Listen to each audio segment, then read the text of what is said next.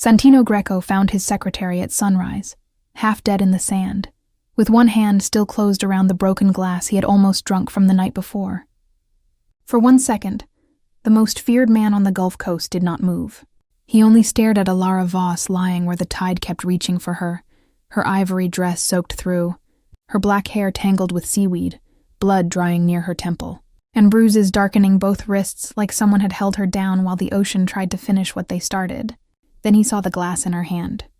A sharp piece of crystal was wrapped in a white cocktail napkin, pressed so tightly into her palm that the edge had cut her skin. Santino pulled it free with shaking fingers, and his breath stopped. The rim of the glass had a black chemical burn exactly where his mouth would have touched it. Poison. Behind him, his guards ran across the beach, shouting his name, but Santino could not hear them. He was staring at the proof in his hand and remembering the night before, when Alara had knocked that same champagne glass away from his lips in front of 200 guests, and he had looked at her like she had humiliated him. He had told her, cold enough for the whole ballroom to hear, "You ruin everything you touch." Now she was bleeding in his arms, and the thing she had ruined was beginning to look less like his pride and more like his murder. "Ilara," he said, dropping to his knees beside her. She did not answer. Her lips were faintly blue. Her lashes were wet with salt water. Her breathing was so weak he had to bend close to feel it against his cheek. Santino Greco had watched men die without blinking. He had ordered punishments with a calm voice. He had built an empire on fear, silence, and control. But when he lifted Alara's body from the wet sand, rage cracked through him so violently that one of his own guards stepped back. "Who touched her?" He roared. No one answered. Then something fell from Alara's soaked purse, a folded letter, sealed in torn plastic, stained with blood and seawater. Santino saw his name written on the front in her neat handwriting. Not Mr. Greco, not boss, Santino. He opened it with one hand while holding her against his chest with the other. Most of the ink had blurred, but one line remained clear enough to cut through him. "I made him hate me tonight because hate was easier than watching him die." Santino read it once, then again. Before he could understand it, another object slipped from the torn purse and landed near his knee. A white lapel flower from his own jacket. The same flower Alara had pulled from his suit before midnight while he accused her of overstepping. Its stem was cracked open now, revealing a tiny metal transmitter hidden inside. Santino's rage went still. Poison in the glass. A transmitter in his flower. Alara left to die with both pieces of proof in her hands. This was not an accident. This was not a drunk fall after a party, and whatever Alara had been trying to stop, she had known enough to write him a goodbye before it happened. Then her eyes opened for half a second. "Santino," she breathed. He bent close. "Who did this?" Her fingers tightened weakly around his shirt. "Don't trust." Her voice broke. "Don't trust the men who clapped." Her eyes closed again. Santino froze, because the night before, when he threw Alara out of the ballroom, every man he trusted had clapped for him at midnight. 17 hours earlier, inside the glass ballroom of the Halcyon Bay Resort, Santino Greco raised that same champagne glass while 200 people watched him like he was a king about to bless the year. Santino Greco was not a king, not by any law that mattered, but every port captain, nightclub owner, private banker, and underworld courier along the Gulf Coast knew his name. He controlled docks, resorts, shipping lanes, and men who could make a problem disappear before sunrise. He wore a black tailored suit with no tie, a silver watch, and the cold expression of a man who had trained himself never to look surprised. Behind him, fireworks waited over the ocean. In front of him, guests smiled with the nervous respect people gave dangerous men when they needed something from them. At the edge of the crowd stood Alara Voss, his private secretary of 5 years, wearing a plain ivory evening dress under a black blazer because even at a celebration, Alara looked like she was ready to correct a schedule, cancel a disaster, or quietly save someone from their own arrogance.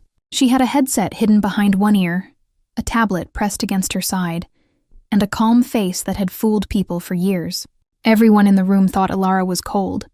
Santino thought she was impossible. Rocco Vale, his head of security, thought she was a problem in heels. Bastian Corelli, Santino's operations director, thought she was the last wall standing between Santino Greco and death. Alara knew exactly what she was. She was tired. She was in love, and she was standing 10 feet away from a man about to drink poison. The champagne glass in Santino's hand had come from the wrong tray. Alara had approved every service detail herself. The midnight champagne trays were supposed to have silver ribbon around the handles. This one had black. The server carrying it had entered from the west service corridor, not the main kitchen path.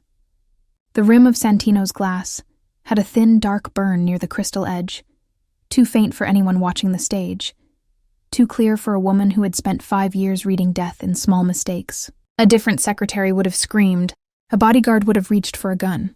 Alara moved through the crowd like she was about to make one more embarrassing correction. That was how she had kept him alive for years. She had learned that if she made protection look like incompetence, the people trying to kill Santino did not change the plan fast enough. A spilled drink looked like clumsiness. A canceled meeting looked like overreach. A switched car looked like scheduling confusion. A removed lapel pin looked like disrespect. Every time she saved his life, she spent a little more of her dignity in front of him. Every time he survived, he understood her less. "Miss Voss," Rocco hissed as she passed him. Rocco was broad, clean-shaven, and proud in the way men became when they believed only guns counted as protection. "Don't move," Alara said. "He's about to toast. I know. Then stay out of it." Rocco reached for her arm, but Santino saw it from the stage before Alara did. His eyes sharpened. Rocco's hand stopped in midair. It was one of those things that kept Alara trapped in hope. Santino could cut her with words until she went home and cried without making sound. But if another man touched her roughly, something violent woke in him before pride could bury it. He cared in reflexes and denied it in sentences. That was why she had not been able to stop loving him. Santino lowered his glass an inch when he saw her coming. His jaw tightened. "Not now." His voice was quiet, but the nearest guest heard it and shifted away. "Yes," Alara said. "Now. I told you not to interfere tonight. And I told you the west service corridor was not cleared. My security chief cleared it." "Then your security chief missed something." Rocco's face reddened. Bastian Corelli, standing near the stage with his polished silver hair and expensive navy suit, watched Alara with an expression so mild it made her stomach tighten. Bastian never looked angry when plans failed. That was what made him dangerous. Santino leaned closer, the champagne glass still in his hand.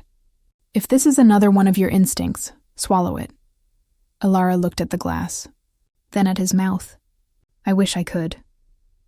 He lifted it again, and she struck it from his hand.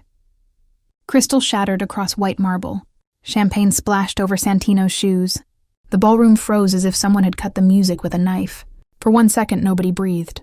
Alara stood in front of Santino with her hand still raised, and all she could think was that his lips had almost touched the rim. Almost. She had made it in time. Again. Santino stared at the broken glass, then at her. His face did not show fear. It showed humiliation, and Alara knew humiliation turned faster into anger than fear ever did. "You ruin everything you touch," he said. The words landed in the exact place where an older wound already lived. 7 months earlier, after she canceled a private dinner because a kitchen order had changed after approval, he had taken her into a service corridor and said, "You are useful, Alara, but do not mistake useful for irreplaceable." She had smiled then because smiling was easier than letting him see her break. She had gone home that night, taken off her earrings, sat on the bathroom floor in her black dress, and written her resignation letter with shaking hands. Then an alert came through her phone showing a last-minute driver change on Santino's morning route, and she returned to the office before sunrise because heartbreak, apparently, had to wait until he was safe. Now, in the ballroom with everyone watching, he had found another way to say the same thing. "You ruin everything you touch." Alara's throat burned. Her face stayed calm. "At least you are still alive to hate me," she said. Several guests gasped. Santino's eyes changed. Not enough for anyone else to see, but Alara saw everything. Confusion moved under the anger. Then pride stepped over it. "Get out! Mr. Greco, out!" Rocco stepped forward. Santino did not look at him. "If you touch her again, you lose the hand." Rocco froze. Alara looked at Santino for one dangerous second, and the pain of that protection almost made her weaker than the insult. He could do that. He could protect her from Rocco in front of everyone. and still send her away as if she had not just saved his life. She bent down, picked up one broken piece of the champagne glass with a white cocktail napkin, and slipped it into her purse. Santino saw it. His eyes narrowed. "What are you doing?" "My job," she said. "You were dismissed from it." The line should have hurt less because he had said worse. It did not. "Then this is the last thing I do for you." She turned before her face could betray her, and walked toward the side doors. Behind her, Santino forced the room back into motion. "The year will not stop for a broken glass," he said. Guests laughed because powerful men taught people when to laugh. The music returned. Fireworks climbed over the ocean. At midnight, everyone clapped. Alara was already in the East Service hallway by then, one hand wrapped around the glass shard inside her purse, and the other holding the torn white lapel flower she had pulled from Santino's jacket 15 minutes earlier. The flower had not come from Alba Ren, the florist. The stem was too heavy. The pin had a metal core. She had removed it while straightening his collar before he walked to the stage. Santino had caught her wrist and said, "Do not start tonight." She had answered, "I am trying to let you finish it." He had not understood. He never understood in time. Her phone buzzed once. Unknown number. 5 years we blamed luck. Tonight we checked every failed door. It was always you. The message vanished before she could screenshot it. Alara stopped near the laundry exit. For the first time all night, fear rose clean and cold through her body. They knew. Whoever had been trying to reach Santino had finally connected the pattern. The dock meeting she canceled. The hotel suite she changed. The courthouse route she switched. The phone call she cut. The drink she spilled. The lapel pin she removed. Every failed attack had one thing in common. Her. A door opened behind her. 2 men in resort staff jackets stepped into the hallway. The stitching on the sleeves was black. Hotel staff wore gray stitching. Security staff wore black. One man smiled. "Miss Voss?" Alara turned to run, but a third man came from the service stairwell. A hand clamped over her mouth.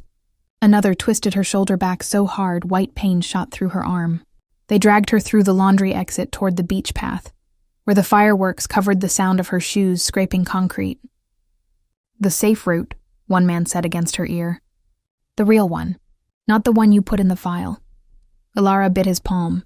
He hit her across the face. She fell to her knees in the sand, still gripping her purse. "Do you know what he said after you left?" the man asked. "He kept the party going. Didn't even follow you." Blood filled her mouth. "Good." He crouched in front of her. "Good? It means he's alive." Another blow knocked her sideways. Pain exploded through her ribs. She tried to breathe and tasted salt air. The men wanted a route, a phone code, the name of the driver she had switched. The last security change she had hidden from Bastion's office. They did not understand that Alara had stopped keeping the whole truth anywhere except inside her own head. Files could be stolen. Phones could be hacked. Staff could be bought. She had made herself the living lock because no one had thought a secretary was worth breaking. Until now. "You love him?" the man asked, noticing the way her eyes moved toward the ballroom lights. Alara looked up through hair and blood. "That is not your weapon to use." He kicked her again. "He hates you." She almost laughed. "I know." That was the terrible part. She did know. She knew every impatient look, every cold correction, every public dismissal. She also knew the coat he had left on her chair when she fell asleep over his port files. She knew the school fees he paid for Emilio Grant's daughter and disguised as insurance. She knew he had canceled a $1 million contract because a client called her just the secretary, then pretended the numbers had changed. She knew the man under the boss. She had loved him in fragments because fragments were all he allowed the world to see. The man grabbed her chin. "Last chance." "No," she whispered. "To reach him, you go through me." His expression hardened. That was the plan. They beat her until the fireworks blurred into stars, then dragged her to the waterline and left her half in the tide, staged like a drunk accident after a rich party. Alara tried to keep one hand above the water. In it was the napkin-wrapped glass. In her purse was the torn lapel pin and the resignation letter she had written months ago but never sent. The letter had changed over time. It was no longer only resignation. It was a record of apologies he had never asked for and truths she had never been able to say. If she died, Maybe he would finally read what he had refused to hear while she was standing in front of him. The tide reached her cheek. Her last clear thought was not that she was dying. It was worse. Santino would think she left angry. He would think she ruined one more night and disappeared. He would never know that even there, even bleeding into his ocean, she still wanted him to live.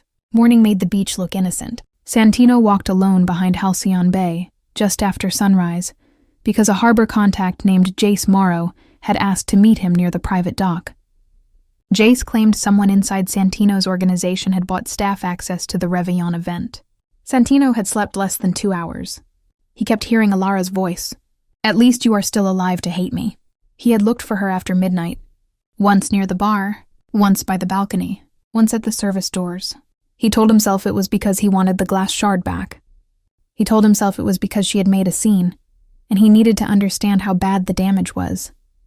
He did not tell himself the truth, which was that the room felt wrong without her standing somewhere near the edge, quietly correcting the universe before it could touch him. The tide was low. Wet sand shone under the pale sun. Then he saw something near the foam. A shape, ivory fabric. Dark hair. Santino stopped. His body knew before his mind accepted it. He ran. Alara lay on the sand with waves washing over the hem of her ruined dress.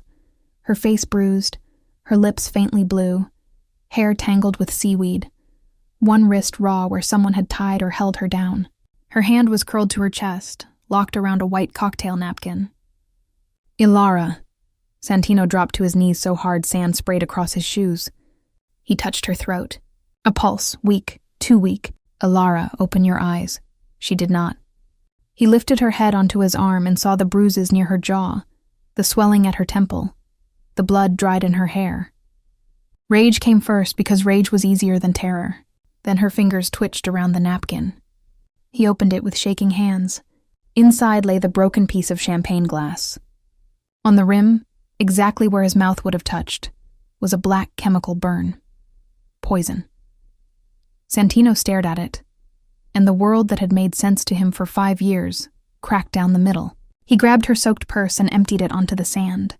A cracked phone, a key card, lipstick, wet papers. His torn lapel flower. He split the pin with his thumbnail. A tiny transmitter was wired inside the stem, a signal device, a marker, a way to tell someone exactly where he stood at midnight, while fireworks hid the sound of death. Then he found the letter. It was folded tight inside a torn waterproof sleeve. Blood and seawater had blurred most of it, but the line near the bottom was clear. "I made him hate me tonight because hate was easier than watching him die." Santino made a sound that did not belong to a boss. It was grief arriving before pride could stop it. Rocco and 2 guards came running from the resort path. "Boss!" Rocco shouted. Santino lifted Alara into his arms. She felt too light. That frightened him more than the blood. "Ambulance," Santino said.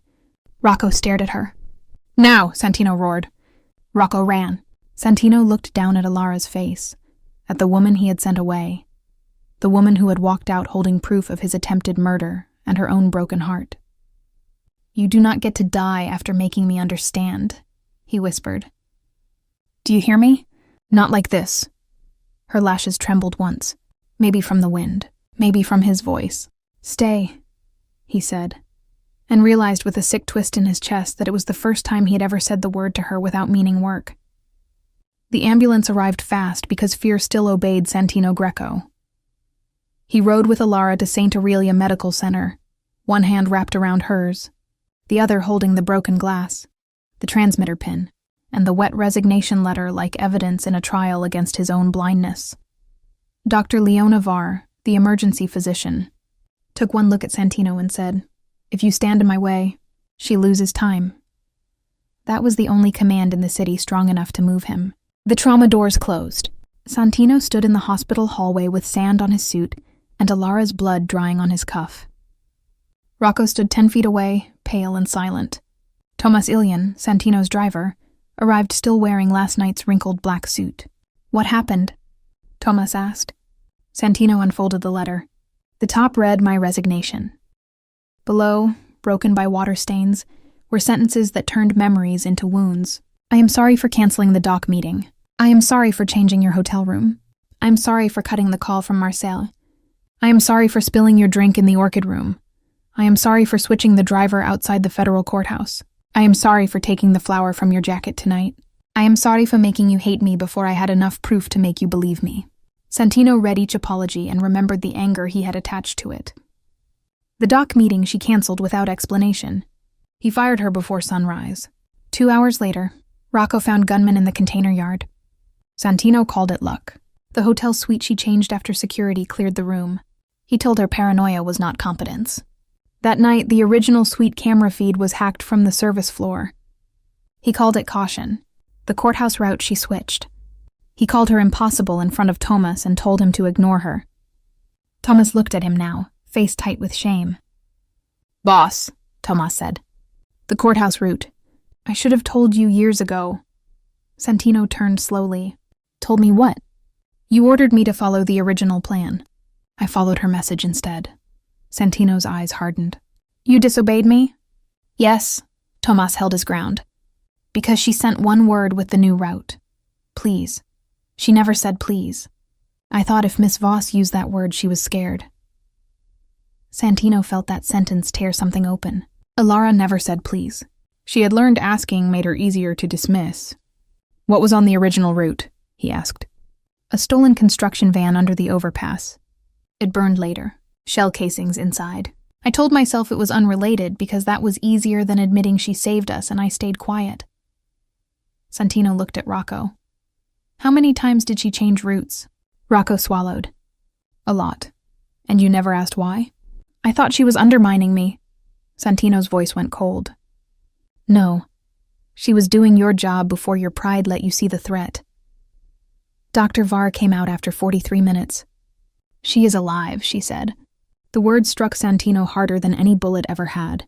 She has a concussion, 2 cracked ribs, a dislocated shoulder we reset, bruising around the wrists, and water in her airway, but not enough to suggest drowning came first. She was assaulted before she reached the water. Someone placed her there after. Staged accident, Santino said. Yes, Dr. Varr studied his face. She woke for a few seconds before sedation. She asked if you drank from the glass. Santino closed his eyes. Then she said, Don't trust the men who clapped for him at midnight. Does that mean something to you? It meant the whole room. It meant Bastian clapping with calm hands. It meant Rocco. It meant port captains, donors, bankers, security men, guests who smiled while Alara was being dragged toward the beach. Santino went into Alara's room alone. Machines breathed softly around her. Her bruises looked darker under hospital light. Her scraped hands lay outside the blanket. Those hands had built his days. Put coffee on his desk. Corrected his contracts. Removed files he was not ready to sign. Straightened his cuffs. Pushed death away from his mouth. He sat beside her and remembered the night she had fallen asleep over Miami port files. He had stood in the doorway, watching her cheek pressed to her folded arm, hair loose from its clip. She looked younger asleep. Less guarded, he had taken off his coat and laid it over her shoulders. The next morning, she returned it dry-cleaned without mentioning it. He had said, Do not make sleeping in my office a habit. She had said, Do not make saving your port contracts so late a habit. He had almost smiled. Then he buried it because smiling at Alara felt like admitting she had reached a place in him he did not control. Now he touched her hand with the careful fear of a man who had learned too late what her silence had cost. I thought you were fighting me, he said. Maybe I needed to think that because the other answer made me dependent on you. Her eyelids moved. He leaned forward. Alara, her eyes opened a little. Pain clouded them. You didn't drink? No, her breath trembled. Good. Who did this? They know. Who knows? That I changed the door. What door? Her lips barely moved. The one death uses to reach you. Her eyes closed again. Santino sat there until the nurse made him leave. When he walked out, his rage had direction now, but something deeper than rage had begun to rot inside him. Regret. Not the clean regret of a man who had been tricked. The ugly regret of a man who had been loved and still managed to make love lonely. By noon, Santino was inside Alara's office at Greco Tower, standing in the small room where she had spent 5 years holding his life together without ever letting it look like love. The office was exactly like her. Quiet, clean, disciplined, and almost painfully controlled. 2 monitors sat on the desk. A leather planner lay closed beside a silver letter opener shaped like a feather. There were no flowers, no family photographs, no soft evidence that Alara Voss existed outside schedules, danger, and the needs of a man who had never learned how to ask for care without turning it into command. Rocco Vale stood by the door with his hands behind his back, but he no longer looked like the proud security chief who had spent years resenting her. He looked like a man afraid of what he might find. "What are we looking for?" Rocco asked. Santino did not take his eyes off the desk. The truth she thought I would not believe. He opened the first drawers: contracts, staff lists, legal summaries, meeting approvals, port schedules. Everything was flawless. Of course it was. That had always been the reason he could not get rid of her.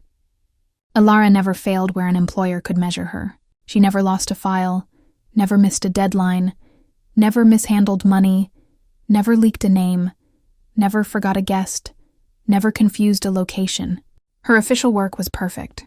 Her mistakes only happened around him. His route, his drink, his jacket, his hotel room, his car, his call, his body, his survival. Santino found the bottom drawer locked with an old brass lock instead of the office digital system. Alara never used old things unless she wanted them outside his network. He took the silver letter opener, forced it into the lock, and broke it. The drawer slid open. Inside was one thick folder with a white label in Alara's neat handwriting. Errors. Santino opened it.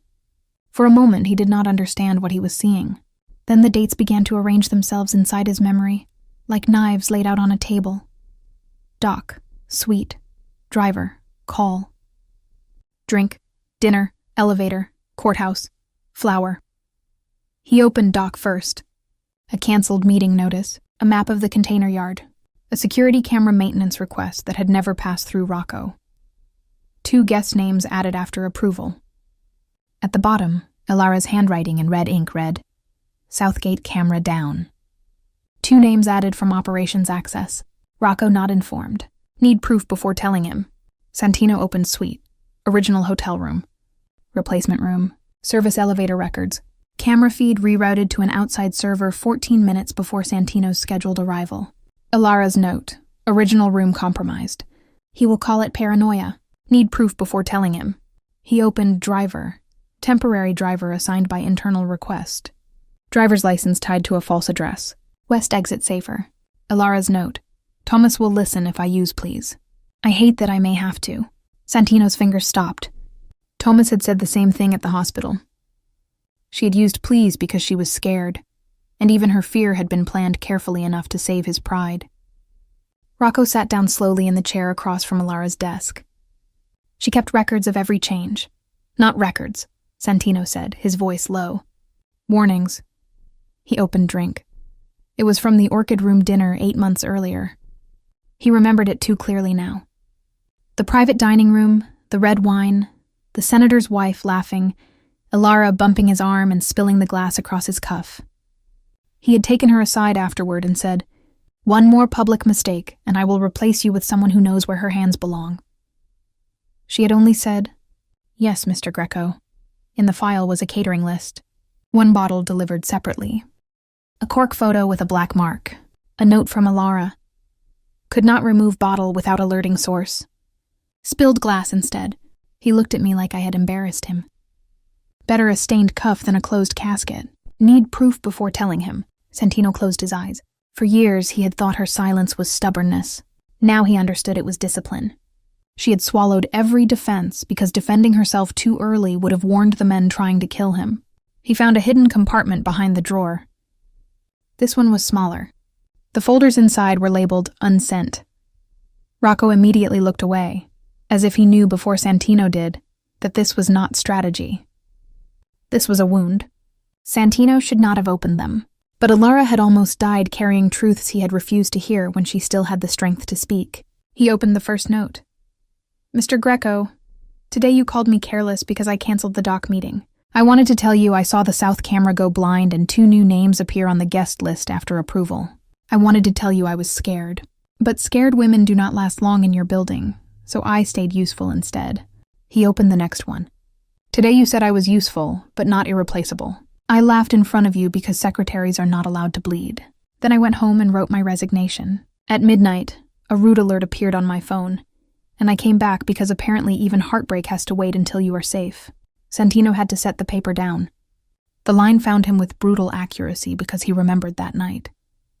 He remembered saying it. Useful, not irreplaceable. He remembered the polite smile she gave him afterward.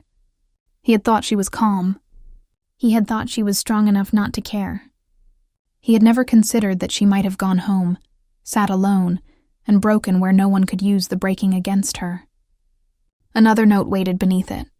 You left your coat on my chair last night because I fell asleep over the port files. You pretended not to know. I pretended not to notice.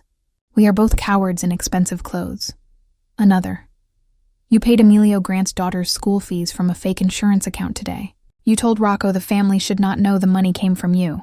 You try so hard to look like a monster, and you do not understand how badly you fail when no one is watching. Another. A man called me just the secretary in the West conference room. You said nothing. 10 minutes later, you canceled his contract. I know you called it business judgment. I also know the numbers had not changed. Santino looked at that one for a long time. He had canceled the contract because the man's laugh had stayed in the room after Ilara left. He had told himself it was discipline. He had told himself a man who disrespected staff would disrespect terms.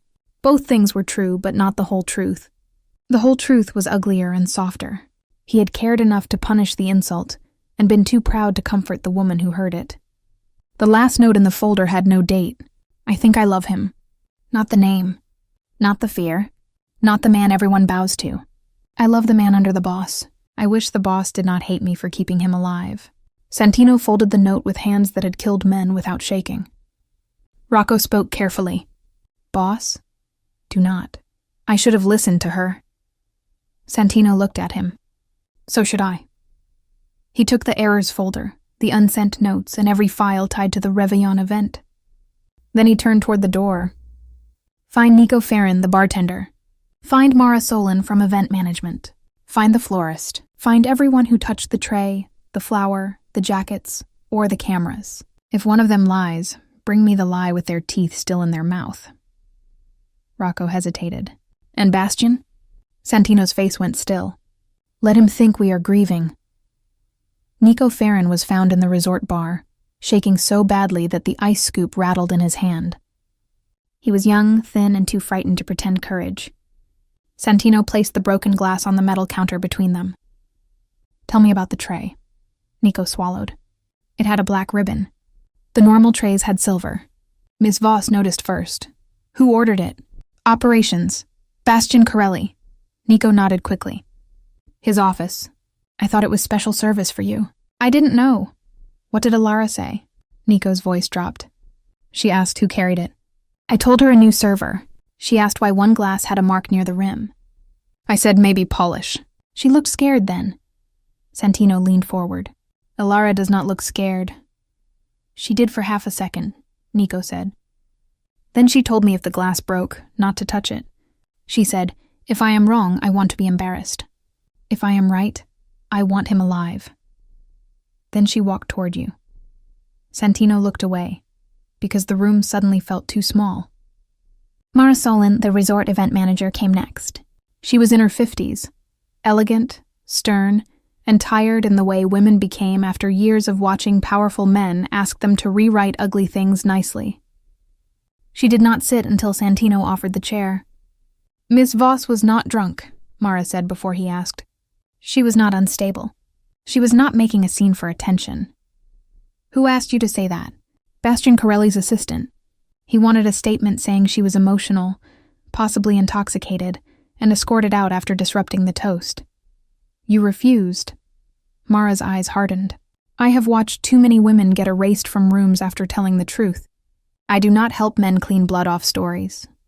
Santino held her gaze and nodded once. What did you see? After Miss Voss left the ballroom, 2 men followed her toward the beach service path. They wore staff jackets but not hotel jackets. Hotel stitching is gray. Their stitching was black. Rocco's face lost color. Security jackets. Mara looked at him. Yes. Santino did not turn from Mara. Would you say that in a room full of my men? Yes. Even if Bastian is there? Especially then. Alba Wren, the florist, was found in her small shop arranging white lilies for a funeral. When Santino placed the torn lapel flower on her counter, she touched her throat. That is not mine. You prepared the flower for my jacket. Yes. White gardenia, silver wrap, no weighted stem. This stem has a metal core.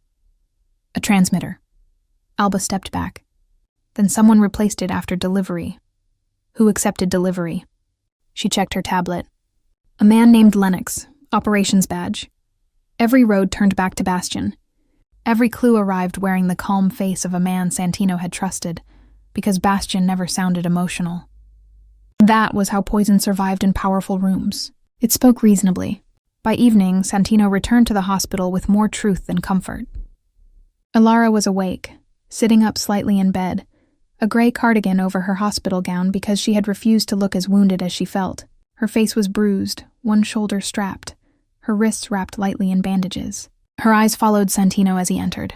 You read them, she said. Yes. The unsent notes too? Yes. She looked toward the window.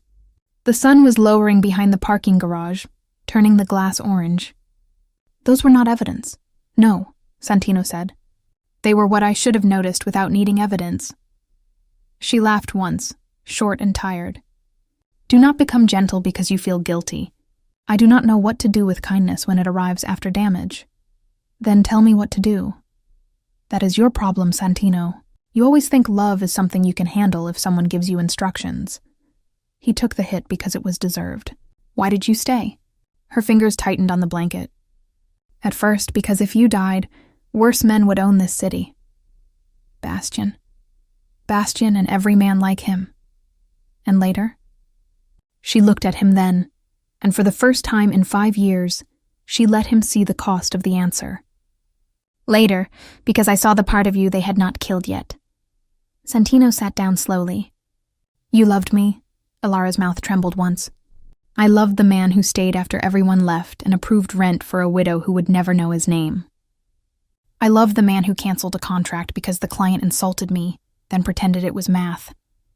I loved the man who left a coat on my chair and insulted me in the morning because kindness gave me too much power over him.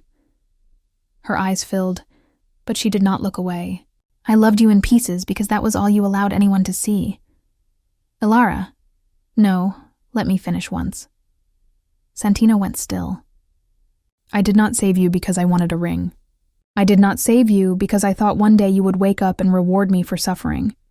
I saved you because I loved you, and because I believed the city would become crueler without the lines you still refused to cross. But every time I saved you, I lost something. A little respect, a little pride, a little chance that you might ever look at me and see a woman instead of a problem. One tear slipped down her cheek. This time she did not wipe it away. Do you know what the worst part was? Santino's voice was barely there. Tell me. The worst part was not that you were angry. It was that sometimes I could see you care, and then you buried it so fast I started wondering if I had imagined it. The truth hit him harder than accusation, because it left him nowhere to hide. He had cared. Before the beach, before the proof, before he knew about the poison. He had cared when she worked late. He had cared when Rocco spoke to her sharply. He had cared when another man called her just the secretary. He had cared so much that he turned it into criticism because desire felt like weakness, and Alara already knew too many ways to keep him alive. You did not imagine it, he said. Her tears stopped for a second. That might be worse. Why? Because then you had enough feeling to hurt me, and enough control to pretend you didn't. Santino had no defense. I loved you badly before I knew I loved you. Alara closed her eyes. That is not enough. I know. Good. The next morning, Santino went to the small white chapel beyond the resort dunes. Father Callum Reed, the old priest who ran it, opened the door before Santino knocked. He was a thin man with rolled sleeves, tired eyes, and the calm expression of someone who had heard men confess only after the damage was done. She said you might come, he said. Santino stepped inside. Alara was here? Before midnight. Father Callum led him to the donation box near the candles and unlocked it. Inside was a sealed envelope wrapped in plastic. On the front, Alara had written, For the man who thinks anger is proof of strength. Santino almost smiled and almost broke at the same time. Inside was an access list, a timeline of every changed route in the last 6 months, and a symbol drawn in black ink. A broken crown inside a circle. Santino knew it immediately. Bastian Corelli's private crew. Men used for work Santino refused to authorize. Beneath the symbol, Alara had written, "If I am wrong, I lose my job. If I am right, he lives." Another page waited behind it. "I think they know it is me. Tonight they watched me watch the glass. They watched me check the flower. They are not aiming at him first anymore. They are aiming at the person who keeps changing the door. If I do not return, tell him I was not trying to control his life. I was trying to give him enough life to choose who he wanted to be." Santino folded the page slowly. "Did she say anything else?" Father Callum nodded. "She said love should not make a woman invisible." Then she laughed a little and said, "She had chosen a very inconvenient time to learn that." Santino left the chapel with the envelope inside his jacket and went to the old harbor warehouse where Bastian's private shipments were due for inspection. Rocco came with him, shame following like a second shadow. Jace Morrow, a dot contact who sold information when fear paid better than loyalty, waited beside a stack of sealed crates. Santino placed the transmitter pin on the wood. "Talk!" Jace looked at Rocco, then at Santino. Bastian ordered the jackets. "Beach access. Camera blackout. Special tray. Flower replacement." Rocco's jaw tightened. "Using whose clearance?" Jace looked sick. "Yours." Rocco stepped forward. "No. Your son's debt did," Jace said. The warehouse went still. Santino turned to Rocco. "Explain." Rocco's face drained of pride. "Bastian found out my son owed money in Tampa. He said if I gave him one open clearance code, he would settle it. I thought he was moving cash through the resort. I did not know he planned murder." "You thought," Santino said. Rocco lowered his head. "I thought Alara was making me look weak. Every time she changed security, I saw insult, not warning. I let my pride make me blind." Santino wanted to break his jaw. The old Santino would have done it. The man Alara had been trying to save stopped him. "You will confess publicly." "Yes." "You will protect her until this ends." "Yes." "And if one more man touches her because you were too proud to listen, I will not kill you in anger. I will bury you in the law so slowly your son learns your shame before your name." Rocco nodded. "I deserve that." "No," Santino said. "She deserved better. That is the point." Bastian made his move before sunset. A message went to Santino's inner circle, port partners, resort witnesses and donors. Emergency review at Halcyon Bay Resort. Evidence indicates Alara Voss manipulated security protocols, staged disruptions, and may have attempted to poison Mr. Greco before blaming loyal staff. Attendance required. Santino read it in Alara's hospital room. She was sitting in a chair now, wearing a gray cardigan over her bandages. "He is going to call me unstable," she said. "Obsessed, controlling, in love with you and angry you did not love me back." Santino's face hardened. "He will not say that in front of me." "He will," she said. "Because parts of it are true enough to make the lie sound clean." "You are not going." She looked at him. "You still think protection means deciding where I stand?" He stopped. The old Santino would have argued. He would have called it strategy. He would have made her safety another room she was locked inside. "Do you want to go?" he asked. Surprise flickered across her face. "Yes." "Then we go slowly." That was the first apology she almost accepted. The Halcyon Bay ballroom looked different in daylight. Without fireworks, the ocean beyond the glass walls looked too honest. The marble had been scrubbed, but Santino still saw the place where the glass had shattered. Bastian Corelli stood on the stage, silver-haired, calm, expensive, performing concern for men who preferred lies with good posture. "We are here," Bastian said, "because loyalty must survive uncomfortable truth. For years, Miss Voss altered Mr. Greco's routes, touched his drinks, canceled his meetings, and isolated him from proper security. Last night, that pattern became dangerous." Santino entered through the rear doors with Alara beside him. Her hand rested lightly on his arm, because cracked ribs made pride expensive. Every head turned. Bastian paused only half a second. Santino saw it. "You should be resting, Miss Voss," Bastian said. Ilara answered before Santino could. You should be running. A murmur moved through the room. Bastian smiled. You see? Drama. Santino walked to the stage and opened a black evidence case. No. Timing. He placed the poisoned glass on the table. Separate tray ordered through operations. Nico stepped forward. I saw it. He placed the transmitter pin beside it. Replaced lapel flower. Hidden signal device. Alba Wren lifted her chin. Not my flower, he added Mara's statement.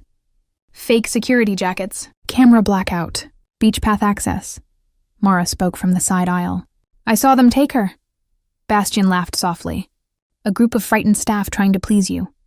Santino lifted the errors folder. And 5 years of records kept by the woman you were trying to erase. He opened the file. Dock meeting, shooters, hotel suite, camera hack, courthouse route, arm trap, orchid room drink, poisoned bottle, réveillon toast, poisoned glass. Every time I survived, Ilara Voss had made what I called a mistake. He looked at the room, at every man who had laughed when she corrected him, every man who had smirked when he scolded her, every man who thought a woman's silence meant she had no defense. Every man in this room laughed at her mistakes because I allowed them to. The truth is, every mistake she made was a warning I was too proud to read. Bastian's smile thinned. She kept secret files on you. That is not loyalty. That is obsession. Obsession wants ownership, Santino said. She wanted proof. Rocco stepped forward. His voice shook, but he spoke. Bastian used my clearance code after blackmailing me over my son's debt. I gave him access. I did not know his plan. My pride helped him. Ms. Voss kept closing doors I opened. Bastian snapped. Weak man. Yes, Rocco said, but not weak enough to keep lying for you. Santino held up the chapel envelope with the broken crown symbol. Your private crew.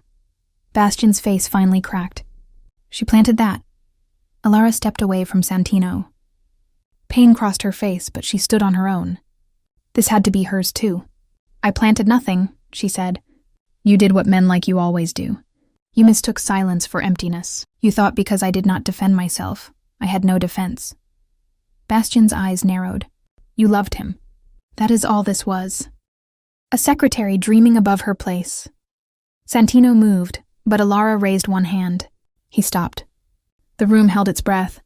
Yes, Ilara said. The admission landed harder than denial. I loved him. But loving him did not make me poison his glass. It made me break it. Loving him did not make me control his roots. It made me change them when men like you were waiting at the end. Loving him did not make me weak. It made me quiet long enough to gather proof while everyone in this room called me careless. Bastian had no clean answer. Santino looked at his guards. Take him. As Bastian was dragged down from the stage, he smiled one last time at Santino. You think a proposal will fix this? She will never know if you love her, or if you just owe her. The words entered the future exactly where they were meant to. Santino saw Ilara hear them. Her face stayed still, but now he knew stillness did not mean nothing. After Bastian was taken away, Santino turned back to the room. Ilara Voss did not betray me. She protected me from the men I trusted. She is not unstable. She is not obsessed. She is not a servant who forgot her place. He looked at her, not the audience. She was the only person brave enough to stand between my life and my arrogance. She kept me alive while I was busy breaking her heart. Ilara looked away first. Public truth, when it arrives late, can hurt almost as much as public shame. 4 weeks passed before Ilara returned to the beach. She did not return to Greco Tower. Santino offered her a new contract, a new title, full authority over security review, and a salary so large most people would have mistaken it for respect. She read the offer at the private recovery house near the coast and pushed it back. I will not return to the place where I was only valuable when I was useful. Santino accepted it. Then do not return. She studied him, suspicious of easy surrender. No argument? I am learning the difference between wanting you safe and wanting you under my control. Her eyes lowered. I do not know who I am when I am not preventing your funeral. Then find out, he said. I will wait. Waiting did not come naturally to Santino Greco. He knew how to act, command, threaten, punish, move money, move men, move entire nights around a decision. Waiting felt like standing outside a locked room with open hands. But Alara had spent 5 years loving him in silence. He could spend weeks learning how not to turn love into pressure. He learned small things because he had missed too many large ones. Alara hated black coffee, though she had carried it for years because his meetings began before sunrise. She liked cinnamon tea and toast too dark at the edges. She hated orchids because luxury hotels used them to hide the smell of bleach. Sharp glass sounds made her fingers curl. Being called brave made her tired. Brave is what people call women when they want permission to keep asking more from them, she said one evening. He never called her brave again. When her ribs hurt, he placed medicine nearby and left the room so she would not have to perform weakness for him. When she walked outside alone for the first time, he did not follow, even though every instinct in him screamed to. She turned from the path and looked back at the window where he stood. He stepped away. Later, she said, "That was difficult for you." "Yes. Good." He smiled. She almost did too. Slowly, the love became less dramatic and more dangerous in a quieter way. Not danger from enemies, danger from being known. Alara saw him trying and did not reward him too quickly. Santino saw her flinch and did not make her explain every wound. They began again, not as boss and secretary, not as savior and saved, but as two people standing in the wreckage of what pride and silence had cost them. On the 29th morning, Alara asked him to walk with her to the place where he had found her. The beach was bright, the tide low, the air warm with salt and sunlight. Santino walked beside her, not ahead. She noticed. "You are learning. I am trying. Those are not the same." "No," he said. "But one has to come before the other." They reached the waterline. Alara looked at the waves for a long time. "I thought I was going to die here." Santino's hand tightened around the small velvet box in his pocket. "I know. No," she said. "You know what happened. You do not know what I thought." He stayed quiet. "I thought after everything you would never know. You would think I left angry. You would think I ruined one last night and disappeared. And I hated myself because even then, even there, I still wanted you to know I loved you." Her voice broke on the last words, and this time she let it. Santino closed his eyes for a second. When he opened them, he took out the box. Alara saw it immediately. Her face did not soften. It became careful. "Santino, I am not asking yet." "Good," she said. "Because before you ask me anything, you will answer me honestly." He held the box closed. "Ask." She turned to face him fully, bruises fading but not gone, eyes clear enough to protect herself now. "Are you asking because I saved your life?"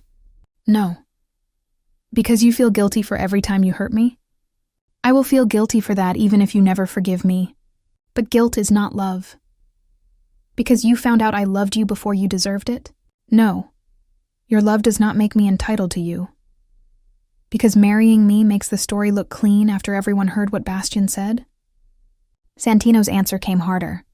"No, I do not want a clean story. I want a truthful life." Her eyes searched his face. "Then why?" Santino opened the box, but he did not kneel yet. He wanted his words to stand before the ring did. "Because before I knew the truth, I was already looking for you in every room. Because when you left a meeting, I noticed the silence more than the men still talking. Because I hated your corrections, and still trusted the day less when you were not there. Because I canceled a man's contract for calling you just a secretary, then spent the night angry that I cared enough to do it. Because I left my coat on your chair and pretended I had not. Because wanting you to be warm felt more dangerous to me than any enemy." Alara's eyes filled. Santino stepped closer. Not enough to crowd her, only enough to stop hiding. "Because when I thought I was losing you, I was not afraid of dying anymore. I was afraid of living in a world where no one knew me the way you did. You were not my shield, Alara. You were not my secretary. Not in the ways that mattered. You were the only person who saw the man I kept hiding under the boss, and you protected him even when the boss punished you for it." "That sounds like gratitude," she whispered. "Gratitude is what I owe you," he said. "Love is what I choose when the debt can never be paid." Her tears finally fell. She did not wipe them away this time. Santino lowered to one knee in the sand. No ballroom, no guests, no men clapping, no fireworks. Just the sea, the sun, and the woman who had made him hate her because she loved him too much to let him die. I am not asking you to marry me because you saved my life, he said. I am asking because I want to spend mine learning how to love you without making you pay for it. Alara looked down at him. If I say yes, I will not be your secretary wearing a ring. Then resign. She blinked. He had surprised her. Not from my life, he said. From the place where I made you stand behind me. If you marry me, you stand beside me. If you never marry me, you still never stand behind me again. And if I say no, then I will still protect your name. I will still listen when you speak. I will still clear every room where they made you feel small. Your answer does not cancel what I owe, and it does not change what I feel. She looked out at the ocean. For one painful second, Santino thought she would walk away. He would have let her. That was how he knew his answer had been true. Love that could not survive her, no, was only another form of control. Then Alara looked back at him. I made you hate me because it kept you alive. His voice broke. I know. Do not ever make me prove my love by bleeding for you again. Never. She held out her hand. Then ask me. Santino took the ring from the box. Alara Voss, will you marry me? Not as the woman who saved my life, not as the woman I owe, not as the secretary I finally understood, but as the woman I love and want beside me? She let him slide the ring onto her finger. Yes, she said, but if you ever call my care disrespect again, I will throw more than a champagne glass. Santino laughed softly, unevenly, like the sound had to fight its way through years of control. He stood and touched her face with the careful hand of a man who had finally learned that protection was not the same as possession. They walked back along the beach as the sun rose higher over Halcyon Bay. Santino did not walk ahead like a boss. Alara did not walk behind like a secretary. Their footprints moved side by side through the sand, close enough for the tide to reach both at once. For 5 years, she had protected his life in silence. That morning, he finally stopped asking her to save him and asked her to share the life she had kept alive.